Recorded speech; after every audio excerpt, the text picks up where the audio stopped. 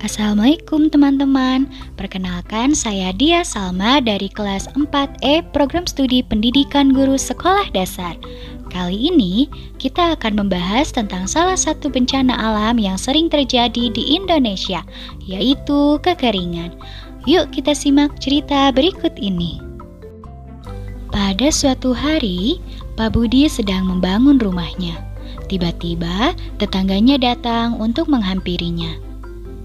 Pak, kalau bisa rumah Bapak disisakan lahan untuk tanaman atau lahan resapan ya?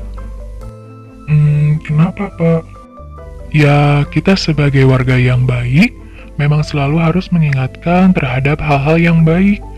Bapak tahu sendiri kan, lingkungan kita saat ini sangat sedikit lahan untuk menyerap air. Benar juga ya Pak. Baiklah, kalau begitu saya akan menyisakan lahan agar dapat menjadi daerah resapan air.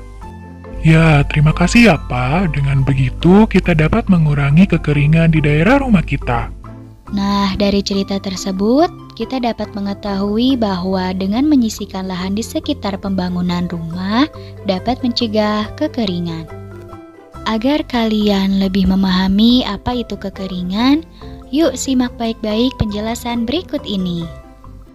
Perlu kalian ketahui bahwa wabah kekeringan kerap terjadi di beberapa wilayah di tanah air, terutama pada saat musim kemarau yang berkepanjangan. Lalu, apa itu kekeringan? Kekeringan merupakan kondisi di mana pasokan air berkurang di suatu wilayah dalam waktu yang berkepanjangan. Pernahkah kalian berpikir sejenak bahwa penyebab dari kekeringan di suatu wilayah itu karena apa ya? Jadi gini teman-teman, penyebab dari kekeringan itu bermacam-macam. Yuk kita bahas. Yang pertama, kekeringan dapat disebabkan oleh pencemaran alam dan polusi. Pencemaran alam dan polusi dapat menyebabkan kekeringan, misalnya pencemaran tanah, pencemaran air, dan pencemaran udara yang berpengaruh terhadap ketersediaan air.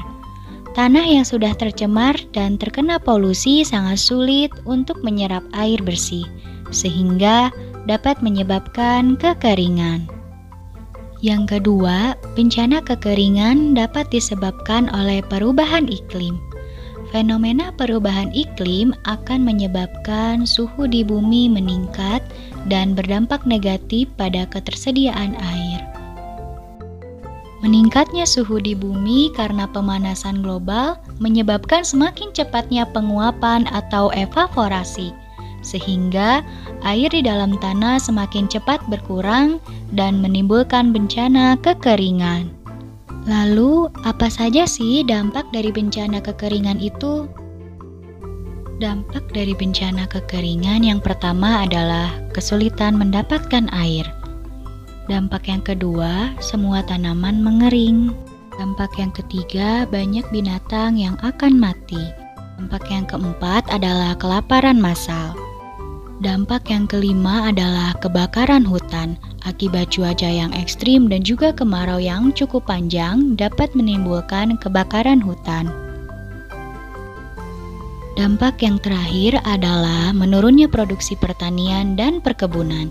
Hal ini disebabkan oleh pasokan air yang sangat berkurang sehingga menghambat hasil produksi pertanian dan perkebunan. Lalu mengapa ya kekeringan sering terjadi?